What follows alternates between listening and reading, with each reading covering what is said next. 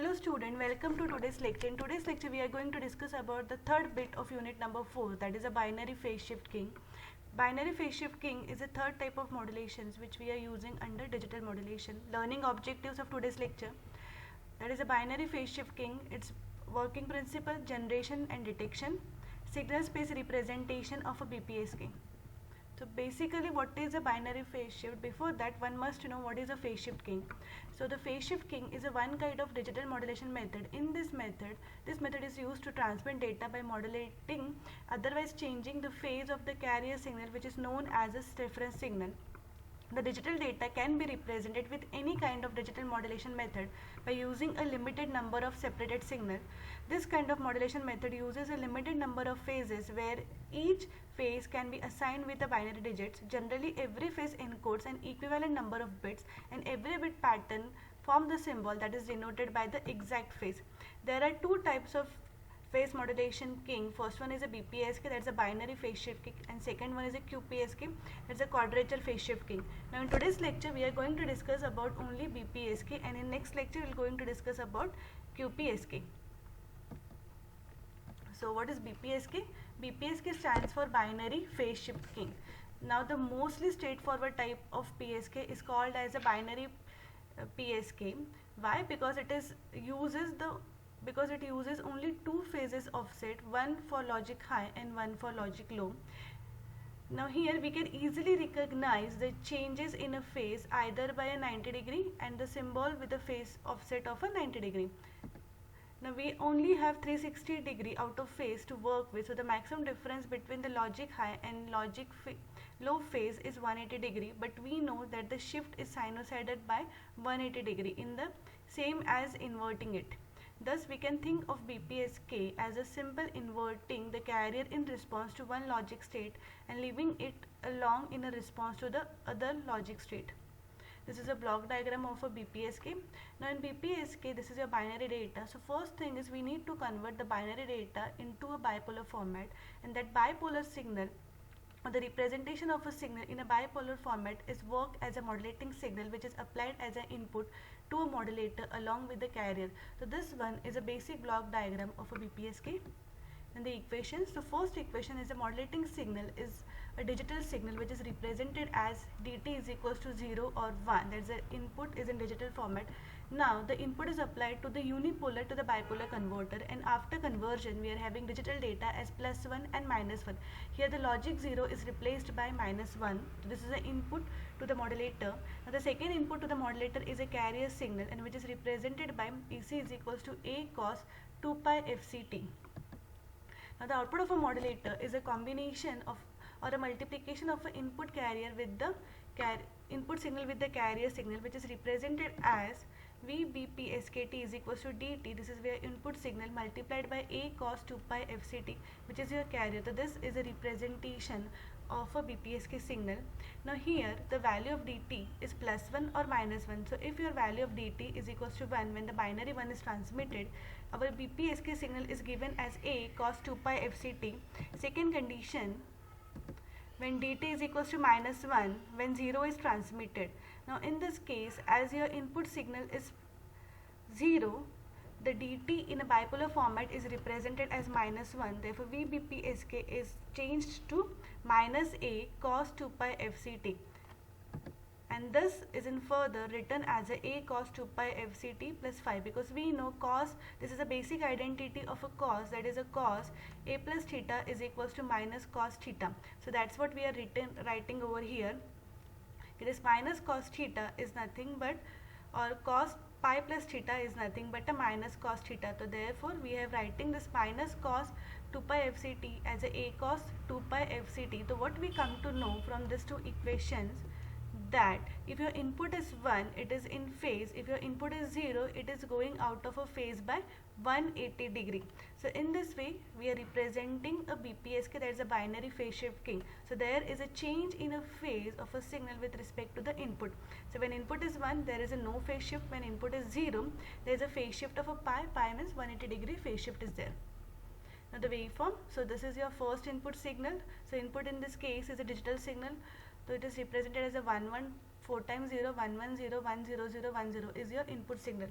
Now along with the input, our first task is the input signal is given to the bipolar converter. So the unipolar signal is converted to the bipolar. The 1 is converted to +1 and the 0 is converted to the -1. So this is a bipolar version of an input signal. Then we are having a carrier. So here we have taken a sine wave as a carrier. Now what is going to be my output? If my input signal is 1, so 1 into, if my input signal is 1, the output is same as a carrier. So we are getting the carrier as an output. Now after this particular time instant, my input is changed to 0. Now 0 is replaced by -1. So when your input is 1, we are getting a phase shift of a 180 degree. So the signal from this particular point gets a phase shift. So this is my phase shifted signal. So there is a phase shift of a 180 degree. Now it continues till the signal is here. So at this particular position here, the 1 1 is a value, means your signal is in phase. So here as a this particular portion, the signal is 180 degree out of phase. Once the input become 1 1, it will again go back to the previous value. So therefore there is a phase shift over here. So in this way we are getting a phase shift whenever the signal is changing. See, at this particular location the theta is changing from 1 to 0. So here we are observing a phase shift. Similarly at this we are observing a phase shift. So this is a representation of a BPSK signal where we are getting a phase shift. So there is a change in a phase shift whenever the data change from 1 to 0 or 0 to 1, and the phase shift is of 180 degree. BPSK modulator. Now this is a block diagram of a BPSK modulator. So in BPSK, the input binary data is applied to the bipolar NRZ level encoder, which converts unipolar signal to the bipolar. 0 is converted to -1 and 1 is converted to 1 is represented by 1 only. The bipolar signal is applied to the modulator where it is multiplied with the carrier, producing a BPSK signal. So this is a working of a BPSK modulator, and the output which we are getting is 180 degree phase shift whenever the data is changed from 1 to 0 or so on. Now this is a block diagram of a BPSK demodulator. So in BPSK demodulator, I will first explain you the block diagram. So here this is my input signal. Now this input signal is given to the square law device. Now here the input signal is contaminated with the phase because of a delay. Therefore a delay input, whatever signal we are receiving is with a delay of a theta signal. Now this signal is given to the square law device. Now square law device will square the received signal, and at the output we are getting the signal as cos square 2 pi fct plus theta. Now this signal is passed through a band pass filter which is centered as a twice C. So then we are having a frequency divider. Frequency divider divides the received signal with divide by 2 value, and at the output it will recover back the carrier. So this is the first thing. Now this carrier along with the input received signal is applied to a multiplier, and these two signals get multiplied over here, and from that it is given to the integrator and a bit synchronizer circuit. We are going to discuss the working in next slides, and then the output is my demodulated signal. So this is a flow in which we work. Now we will discuss each and every block in a detail. So the operation procedure. First is a phase shift in a receiver. So the input signal which we are getting is with a phase shift of a theta degree. Then the squaring circuit will square the received signal. Therefore we are having cos square 2 pi fct plus theta. Now we know we are having a trigonometric identity, that is the cos theta is nothing but half or 1 plus cos 2 theta divided by 2. So we have just written it as half plus cos 2 theta divided by 2. Now here this half portion is removed with the help of a band pass filter. So band pass filter will remove the half portion, and along with this signal we are having a 1 by 2 value, and that is nothing but a DC shift. So we don't bother about that half value. So it will remove the half, and at the output we are having a signal as cos 2 pi fct plus theta. So this is my signal. Now the frequency divider is there. The frequency divider will divide this signal by 2. Now if you divide this particular cosine value by 2, what we are getting? We are getting the signal as cos 2 pi fct plus theta. This 2 gets divided. It's like your suppose the value of this particular sine is 100 degrees Celsius. If you are dividing it by 2, we are getting the signal as a 50 degree hertz. So that is a job of a divide by 2 signal. So we are dividing the signal by 2, and then next is our synchronous demodulator, where we multiply the received signal with the carrier. Now after that, this is my received signal d of t into a cos 2 pi fct plus theta into cos 2 pi fct plus theta. So we are multiplying this two signal, and after multiplication what we are getting dt a 1 plus cos 2 pi fct plus theta, because this cos into cos is nothing but a cos square, and cos square is nothing but 1 plus cos 2 theta by 2. So we are just using that particular identity, and from that we are getting the signal as dt is equals to a 1 plus cos 2 into 2 pi fc plus theta. Then next is a bit synchronizer and the integrator. Now the job of bit synchronizer is to synchronize the input bit. Now here the size of one bit is a TB, and we are taking the integration over a 1 bit period, that's a TB. So let's take an example of a kth bit. So for kth particular bit, my input received signal is SKTB. So my signal is considered as a KTB, and we are taking the integration over one particular bit. So the duration is 1, so we have taken integration from k minus 1 TB to KTB of the received signal. So this is my received signal. Now I have just modified the equation. So this KTB is a constant A. Now the first portion is the integration of 1 TB dt, and the second is the integration of the cos signal. Now here, as we are taking the integration of a constant term, it comes out to be t only. So k minus tb minus k minus 1 tb is equals to tb, and here we are taking the integration of a cos wave, the cos. So if you are taking an integration of a cosine signal over a period of 1 TB, it is equals to 1. It equals to 0, because in a cosine wave we are having a positive peak as well as a negative peak, and if you take the integration of a complete cos wave, it comes over a one particular period. We are having equal number of cos value, and we are having equal number of positive peaks and the equal number of a negative peaks. So as the peaks gets cancelled out, we are getting the value as a 0. So my final output comes out to be dktb into atb. Now from this what we conclude, the output of a receiver, this is the output of a receiver, it's completely depend upon the input bit, that is a TB. So in this way we come to know whatever value we have recovered is same as that of a transmitted value, or same as that of the actual input which is applied to the transmitter. So this is a procedure of detecting a signal in a BPSK format. Now the spectrum of a BPSK, so this is the spectrum of a BPSK. The first is the input signal. So this is as BPSK is made up of a two-part positive and a negative. So this spectrum is similarly, we are having one positive portion and we are having one negative portion. This is spectrum of a BPSK. And the bandwidth of a BPSK. So for finding out the bandwidth of a BPSK, we have to take the difference between this particular, the negative portion and the positive portion, and the bandwidth of a BPSK comes out to be 4 FB. The 4 FB is a bandwidth of a BPSK. Then the signal space representation of a BPSK. Now the BPSK signal is represented as VBPSK is equals to dt a cos 2 pi fct.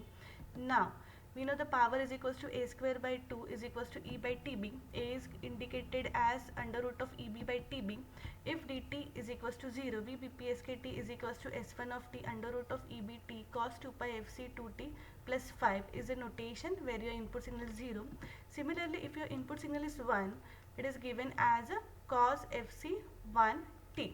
See, for 0 we are having a phase shift of a pi, that's a 180 degree. Now here for 1 we don't have a phase shift portion. So these two are the representation of a signal. This is two are the representation of a output signal considering input as 0 as in 1. Now where EB is the transmitted energy, signal energy per bit. Now S of t is equals to dt under root of EB by t cos 2 pi fc1t. Rearranging the above equation, what we come to know, we are just rearranged. So S of t is equals to dt, we have taken under root of e com 1, we are having in between, we are having twice divided by tb cos 2 pi fc t, where this phi 1t is the carrier angle. So carrier 1 phi 1t is indicated by under root of twice tb cos 2 pi fc t. Now putting this value again back in the above equation, we are having S of t is equals to dt under root of e phi 1 by t, where this dt value is positive and negative. So we are having, so this S of t is represented as plus minus under root of e phi 1 by t, where phi 1 are the orthogonal value and which represents the carrier signal. Now this is my signal space representation. Here the x-axis indicates the carrier. This is given by phi 1 of t. So one portion is positive E and second portion is negative E. So this is a signal space representation of a BPSK. Euclidean distance. So for Euclidean distance, we are again using the signal space representation, and we are finding the distance between the 2 points. So S0 and S1 are the 2 points, and we have to find out the distance between S0 and S1. So here there is a distance between S0 and S1. So D is equals to under root of EB. One portion is having a distance of EB and second one is having again a portion of EB. So the distance comes out to be twice under root of EB. So D is equals to twice under root of EB is a Euclidean distance of a BPSK signal. Then the advantages and disadvantages. So what are the advantages of BPSK? So this type of BPSK allow information to be carried with the radio communication signal more efficiently compared with the FSK. It is less vulnerable to the fault where equivalent to ASK modulation and occupies similar bandwidth like ASK. By using this, a high transmission data rate can be written with the help of high level BSK modulation like QPSK 1216 QMA, and here QPSK signifies 2 bits for each constellation and 16 QM signifies 2 bit of each constellations. Disadvantages: the bandwidth efficiency of a PSK is less compared with the ASK type of modulation. It is a non-coherent reference signal. By estimating the phase state of the signal, the binary information can be decoded. High-level PSK modulations like QPSK or 16QA AME are more sensitive to the phase difference. It generates wrong demodulation as the faults can combine with the time because with the reference signal for the demodulation in a fixed time. Applications where we are using a PSK signals, so it are used in the local oscillators, optical communication, multi-channel WDM, delay and add demodulator, non-linear effects of WDM transmissions. Again we are using this type of modulation in a Bluetooth and in the RFIDs. Thank you so much.